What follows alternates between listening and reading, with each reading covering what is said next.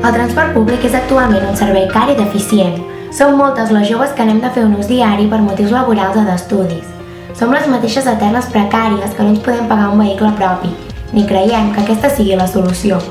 Que ens veiem obligades a fer ús d'un servei desfasat, que en els darrers anys, coincidint també amb la crisi, ha augmentat el seu preu en més del 50%. Ja estem fartes d'aquesta situació. Volem un transport públic, realment al servei de la gent, amb freqüència, qualitat i preu.